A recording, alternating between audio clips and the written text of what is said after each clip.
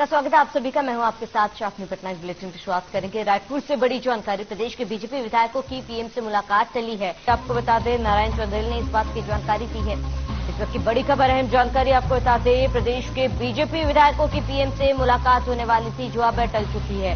5 अप्रैल को ये मुलाकात होनी थी। पीएमओ से नेता प्रतिपक्ष नारायण चंदेल ने इस बात की जानकारी ली। बड़ी जानकारी आपको बता दें, तारीख तय होने पर अब अगली जानकारी दी जाएगी।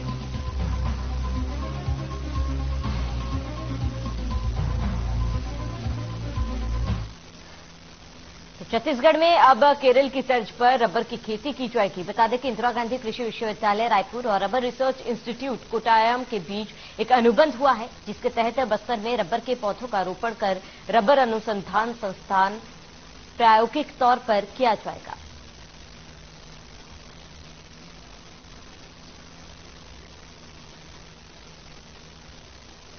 तो प्रदेश में अब रबर की खेती की जाएगी। रबर रिसर्च इंस्टीट्यूट के तहत अनुबंध किया गया।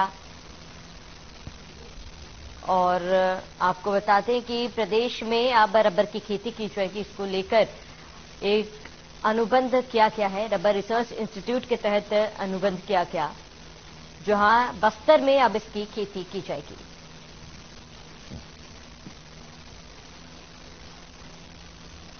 रायपुर से एक और बड़ी जानकारी, प्रदेश में फिर कोरोना का संक्रमण बढ़ता नजर आ रहा है। राजधानी रायपुर में 14 नए पॉजिटिव केस सामने आए। राजधानी रायपुर में एक्टिव मरीजों की संख्या 53 हो चुकी है। सभी मरीजों की स्थिति सामान्य। स्वास्थ्य विभाग ने अलर्ट जारी किया है। बड़ी जानकारी आपको बता दें, इस वक्त धमतरी में सबसे ज्यादा 19 मरीजों का इलाज हो रहा है। बिलासपुर में 18, दुर्ग में 16, राजनांदगांव में 13 संक्रमित मरीज मिले हैं। आधा दर्जन जिलों में 1-2 पॉजिटिव मरीज पाए गए हैं, लेकिन लगातार संक्रमण जो है वो रायपुर में बढ़ता नजर आ रहा है, जहां आधा दर्जन जिलों में 1-2 पॉजिटिव मरीज पाए जा रहे हैं। स्वास्थ्य विभाग ने इसको लेकर अलर्ट भी जारी कर दिया है। तो रायपुर से बड़ी खबर, प्रदेश में फिर कोरोना का संक्रमण बढ़ रहा है।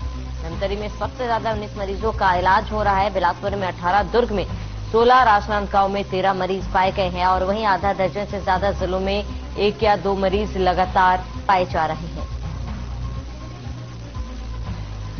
प्रदेश में कोरोना संक्रमण का दर जो है वो लगातार बढ़ते जा रहा है। बिलासपुर में करीब 18 मरीज मिले हैं, दुर्ग में 16 और आधा दर्जन जिलों में 1-2 पॉजिटिव मरीज पाए जा रहे हैं। स्वास्थ्य विभाग ने भी अलर्ट जारी कर दिया है। बड़ी जानकारी आपको बताते हैं, रायपुर से प्रदेश में फिर कोरोना का संक्रमण बढ़ता हुआ नजर आ रहा है। धमतरी में सबसे ज्यादा 19 मरीज जो है वो मिले हैं।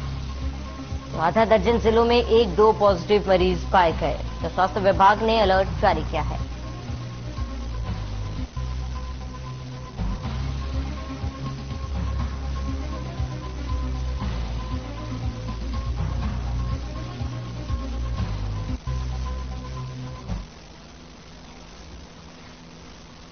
तो बुरहानपुर जिले के इच्छापुर और लोनी के आरटीओ बैरियर पर धड़ल्ले से अवैध वसूली की जा रही है। बता दें कि बैरियर पर ट्रक चालकों से पैसे के लेन देन और अवैध वसूली की लगातार शिकायत मिल रही थी, जिसको लेकर जिला कांग्रेस अध्यक्ष रिंकू टाक ने कलेक्टर भव्या मित्तल को लिखित शिकायत दी, जिस पर ना तो कोई कार्रवाई हुई और ना ही कोई वसूली रुकी है। जिसको लेकर त्रिमूर्ति ट्रांसपोर्ट यूनियन के सदस्यों और यूनियन अध्यक्ष कैलाश चंद्र शर्मा, कांग्रेस जिलाध्यक्ष रिंकू टांग सहित कई बड़े ट्रांसपोर्ट व्यवसायी बैरियर पहुंचे और आक्रोश जताया। मामले पर जानकारी देते हुए बताया गया कि अगर इस अवैध गोरख धंधे को प्रशासन बंद करने में नाकाम रहा तो व्यवसायियों के साथ कांग्रेस धरना देगी और परिवहन कमिश्नर, ग्वालियर राज्य मंत्री गोविंद सिंह राजपूत, केंद्रीय मंत्री नितिन गडकरी से जल्द शिकायत की जाएगी।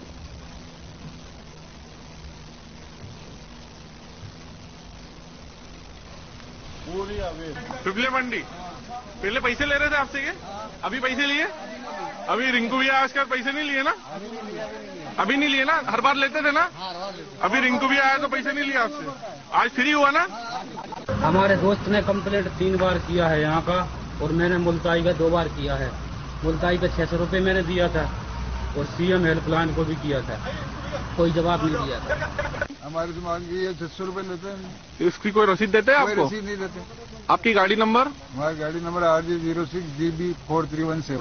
600 रुपये 12 चक्का होगी तो 800 रुपये आपको यहाँ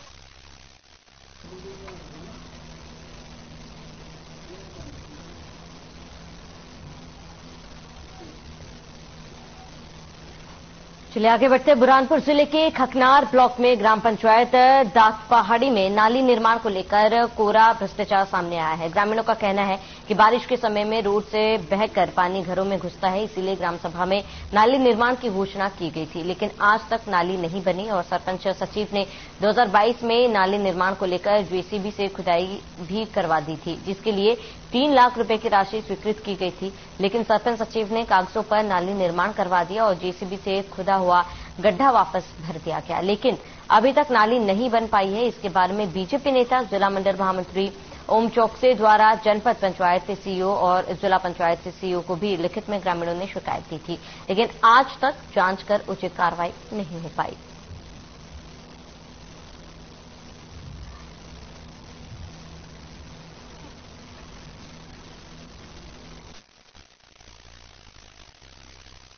कुछ दिन पूर्व मेरे पास ग्रामीण आए थे, मैंने उसकी लिखित शिकायत सीओ सर को और जिला पंचायत सीओ सर को कही थी। उसमें उन्होंने कहा था कि हम कार्य को पूरा करते हैं। आपके माध्यम से मालूम पड़ रहा है कि अभी तक कार्य पूरा नहीं हुआ है। इसको और मामलों को संज्ञान में लेके कार्य पूरा कराने के लिए आगे नाली के लेकर समस्या है कि 2022 में वो नाली का गड्ढे जेसीबी से खुदवाए थे, वो गड्ढे भी बुर गए, वो काम नहीं हुआ। उसके राशि 3 लाख रुपए वो भी निकल चुकी है और उसमें काम नहीं हुआ अभी। अच्छा हाँ। कितने 3 लाख स्वीकृति हुई थी? 3 लाख स्वीकृति। तो नाली बनी नहीं क्या? नाली नहीं बनी, वो जेसीबी से खुदवाए थे, वो गड्ढे बुर गए आपसे, तो कोई स्वीकृति नहीं था। नहीं, पहले नाली बन कार्य चालू था। अच्छा, एक तो उसमें क्या हुआ कि जो नया कार्यकाल सरपंच आया थोड़ा काम हुआ है। अच्छा। बुरहानपुर जिले के ग्राम पंचायत झीरी के जाजर गांव के ग्रामीणों ने 15 किलोमीटर तिरंगा बाइक रैली निकालकर फौजी का स्वागत किया। रिटायरमेंट से लौटे फौजी रामू कैतवास का बुरहानपुर स्टेशन पहुंचकर गर्मजोशी से स्वागत किया गया। वहीं डीजे ढोल ताशों के साथ में उनके गृहग्राम झीरी तक लाया गया। रामू कैतवास ने कहा है कि मेरे गांव वालों ने मुझे मेरे 21 साल की भारत माता की सेवा का फल इस तरीके से स्वागत वंदन अभिनंदन किया है कि मैं बहुत आभारी हूं। ग्राम झीरी व झांझर के वासियों का इस तिरंगा बाइक रैली में ग्राम झीरी व झांझर के ग्रामीण जन एवं ग्राम झांझर के युवा, आदिवासी व चारण समाज के युवा वर्ग एवं युवा साथियों ने बढ़ चढ़कर भाग लिया।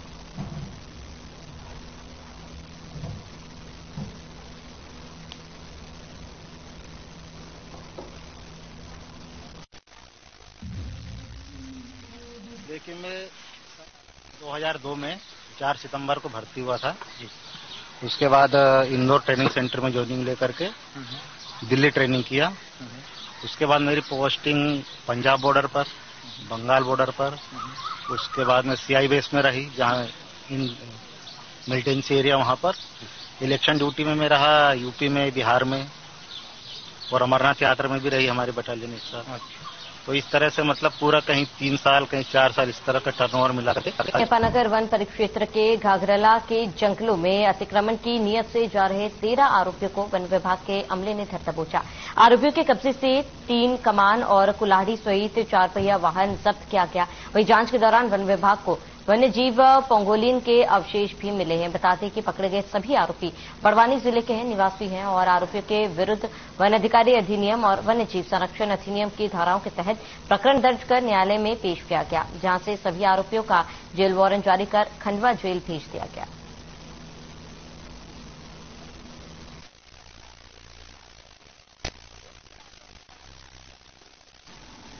के जंगल खासकर की संतोषी माता वाले क्षेत्र में जो बीते कुछ दिनों में कटाई चल रही थी, उनके 13 अतिक्रमणकारियों को वन विभाग की टीम ने दबोच लिया था। रात में आज रात 1 बजे बोला जा सकता है, जब वो एरिया से हमारी अस्थायी जो चेकिंग पॉइंट्स है वहां से गुजर रहे थे, तो हमारे अमले ने उन्हें रोका और उनसे पूछताछ की। पूछताछ के दौरान थोड़ी उनकी जो बातें थी, जानकारियां थी, वो काफी संदिग्ध लग रही थी और ना वो आधार कार्ड दे रहे थे। तो संदेह के आधार पे हमारे लोगों ने, वन अमले ने उनकी तलाशी ली और तलाशी में कई। बुरहानपुर जिले के नेपानगर में लंबे समय से चोरी छिपे चल रहे सट्टे के कारोबार में पुलिस ने बड़ी कार्रवाई करते हुए बुधवार मार्केट से 6 सटोरियों को रंगे हाथों धर दबोचा और इस सटोरियों में कांग्रेस और बीजेपी के नेता शामिल थे। बता दें कि नेपानगर में सट्टे का कारोबार खूब फल फूल रहा था, जिसकी सूचनाएं पुलिस को आती रहती थी, लेकिन जब पुलिस दबिश करती थी तो खाली हाथ लौटना पड़ता था। लेकिन आज मुखबिर की सूचना पर 6 सटोरियों को रंगे हाथों धर दबोचा गया, जिसमें नेपानगर के नामचीन बीजेपी के कांग्रेस नेताओं के नाम आ रहे थे। हालांकि थाना प्रभारी नेताओं को दरकिनार करते हुए इन्हें सटोरी मान रहे हैं और कार्यवाही की बात कह रहे हैं।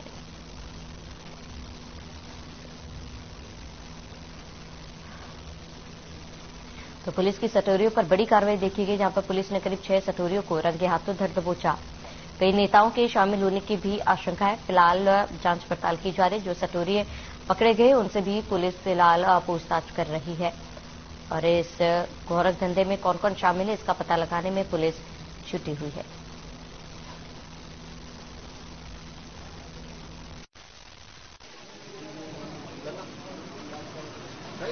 कुछ दिन से ऐसी चोरी छिपे सूचना मिल रही, चोरी छिपे कुछ लोग सट्टा का उल्लेख कर रहे हैं। इस पर आज विशेष टीम गठित की और दबिश दिलवाई है और 6 लोगों को पकड़ा गया है, जिसमें एक राजू पाटिल करके है, सुरेंद्र शाह है, अजय कहार है, प्रताप बेस है, हेमंत पाटिल है और ओम प्रकाश यादव है। क्या इसमें कांग्रेस के और भाजपा के नेता बताए जा रहे हैं? अब वो नेता से मेरे को कोई लेना तो सब सटोरी है।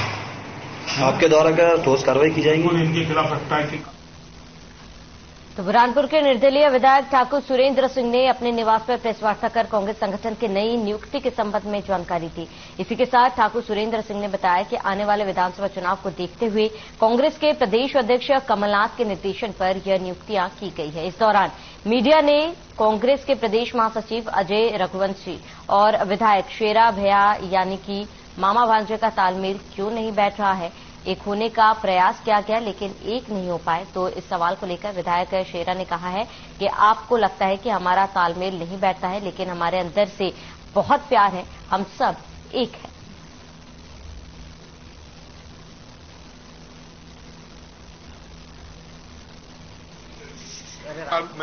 मेरा परिवार कांग्रेस से रहा है, हमारे 2 भाई सांसद रहे और हम लोग कांग्रेस के समर्थन, कांग्रेस से टिकट मांगा। आज तक कभी दूसरी पार्टी से टिकट मांगा ही नहीं मैंने, और पिछली बार भी कांग्रेस से मांगा, अभी भी कांग्रेस से मांगेंगे। जैसे जिला अध्यक्ष की नियुक्ति हुई है कांग्रेस में, उनको डाल दीजिए, लगातार कांग्रेस 2 बढ़ गई है, उसको सुलझाया जा रहा है, उस पर चिंतन हो रहा है और जोड़ा जा रहा है सबको। और अतिशीघ्र आप देखोगे कि पूरी मध्य बुरहानपुर की कांग्रेस एक रहेगी। रिंकू भाई हो कि हमीद भैया हो कि रविंद्र महाजन हो कि जो भी बड़े लोग हैं, भाई अजय रघुवंशी हो कि अरुण भाई यादव, सब मिलकर कांग्रेस को मजबूत करेंगे हम। रामनवमी के अवसर पर इंदौर के बालेश्वर महादेव झूलेलाल मंदिर में हुई दुखद घटना पर समस्त नागरिकों और बच्चों को बुरहानपुर के सिंधी बस्ती के झूलेलाल जी मंदिर पर सिंधी समाज ने कैंप चलाकर 2 मिनट का मौन धारण किया। विनम्र श्रद्धांजलि थी। इस दौरान सिंधी समाज के लोगों ने कहा है कि 30 मार्च का दिन समाज के लोगों के लिए बहुत ही काला दिन रहा। इस दौरान सिंधी समाज के लोगों ने भगवान झूलेलाल से प्रार्थना कर दिवंगत आत्माओं को अपने श्री चरणों में स्थान देने और दुखद परिवार के लोगों को शक्ति प्रदान करने की कामना कर कैंडल जलाए हैं। 3 दिन पूर्व इंदौर में बेलेश्वर मंदिर, झूलेलाल मंदिर में जो हादसा हुआ, उसमें 36 महिलाएं, पुरुष, बच्चे भगवान के यहाँ विलीन हो गए। उसके इसमें शोक सभा हेतु सिंधी बस्ती बुरहानपुर में सिंधी समाज द्वारा सिंधी बस्ती में शोक सभा एवं भावपूर्ण श्रद्धांजलि का प्रोग्राम की सभा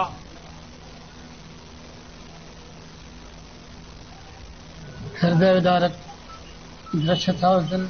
30 तारीख का जो था हमारे समाज के लिए काला दिवस कहा जाएगा। जिन सत्तात्माओं, जिनको किसी बात की जानकारी नहीं थी कि कुछ देर बाद क्या होने वाला है, वो थोड़ी देर में परमात्मा के चरणों में विलीन हो गए। बुरहानपुर में रात होते ही सिंधी बस्ती लालबाग 4 लेन मार्ग बन जाता है। रात 11 बजे के बाद टांगे पर बैठकर युवा जमकर टांगों की रेस लगाते हैं। 4 लेन से गुजरने वाले दूसरे राहगीरों को परेशानी होती है। टांगा रेस के कारण रोड से चलने वाले राहगीरों के साथ दुर्घटना हो चुकी है। टांगों की रेस का वीडियो सोशल मीडिया पर भी जमकर वायरल हो रहा है।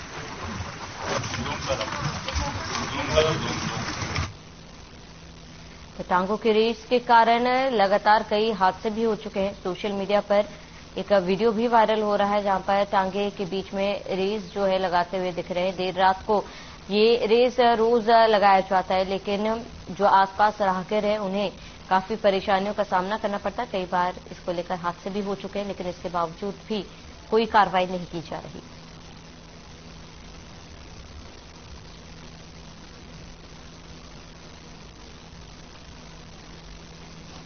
सोशल मीडिया पर वीडियो वायरल हो रहा है और ये वीडियो आपकी टीवी स्क्रीन पर है जहां पर टांगों की रेस से लोग परेशान हैं और आए दिन हादसे होते रहते हैं। यहाँ पर सोशल मीडिया पर टांगों के रेस का वीडियो वायरल हो रहा है।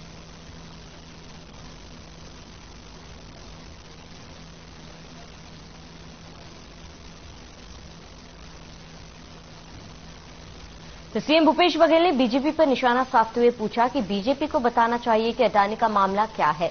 अडानी का पैसा गया तो गया कहां? सीएम भूपेश ने कहा कि इसके बारे में उन्हें जवाब चाहिए। उन्होंने कहा कि विपक्ष अगर सवाल पूछता है तो उनका मुंह बंद कर दिया जाता है। मतलब बड़ी चतुराई से अपने शासनकाल के भी समय को जोड़ लिया। देश आजाद हुआ 1947 में, लेकिन जो 5 साल है 47 से 52, एक प्रकार से सभी दल उसमें शामिल थे। चुनाव तो पहली बार 1952 में हुआ और 52 से यदि 70 साल जोड़ेंगे तो 2022 होता है? तो अटल बिहारी वाजपेयी जी का, जनता दल का, भाजपा जेडीएस की सरकार का और खुद के जो 8 साल हैं, ये तो 2023 हुआ ना, तो अपना भी 8 साल उसमें जोड़ लिए हैं। यदि 52 से यदि जोड़े 70 साल तो 2022 होता है। तो ये 70 साल में मतलब अपने जो 21 साल के कार्यकाल है उसको भी वो लोग जोड़ लिए। तो सब अपना हिसाब भी बता रहे हैं। बताना चाहिए कि अडानी का मामला क्या है, जो लेटेस्ट है। अडानी को पैसा गया तो गया कैसे, जो राहुल जी सवाल पूछ रहे हैं उसके बारे में उनको जवाब देना चाहिए।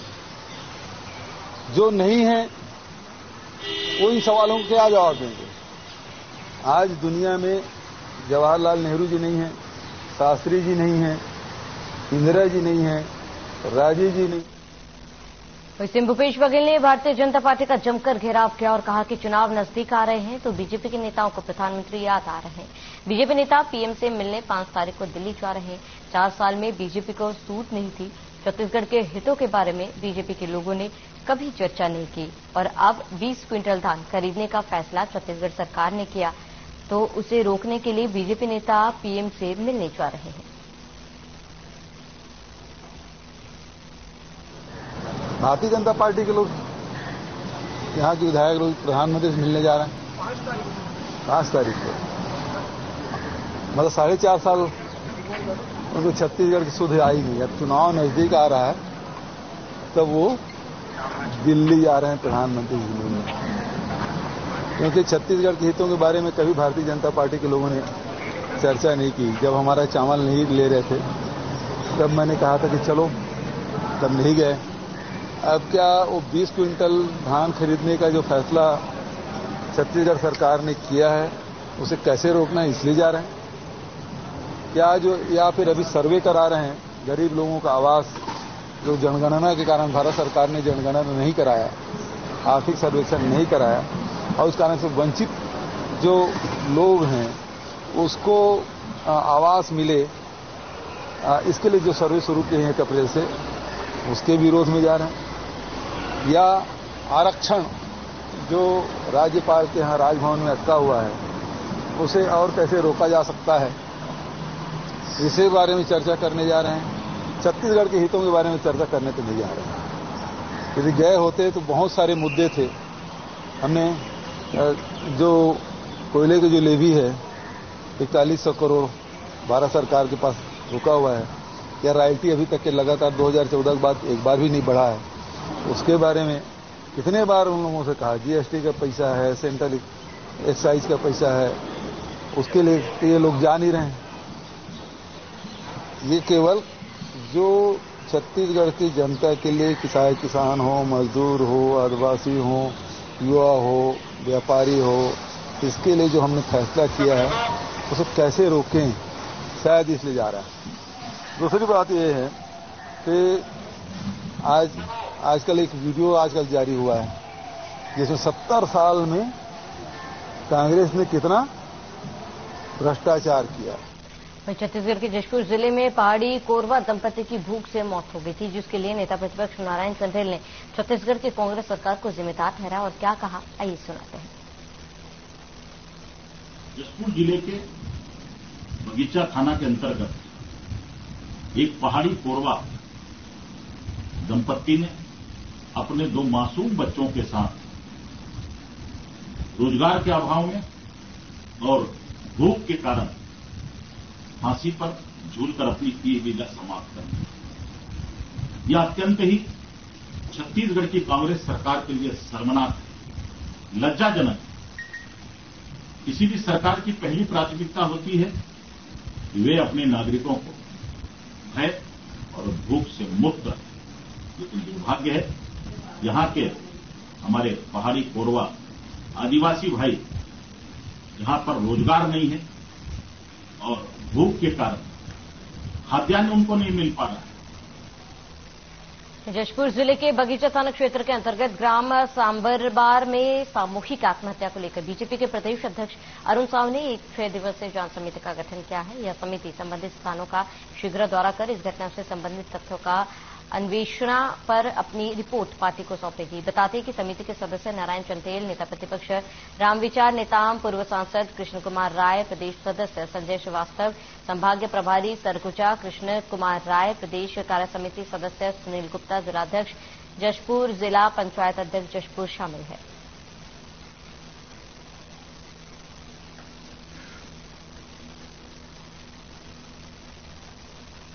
चलिए इसके साथ इस बुलेटिन में फिलहाल मेरे साथ इतने। देश और प्रदेश की तमाम बड़ी खबरों के लिए आप बने रहिए हमारे साथ।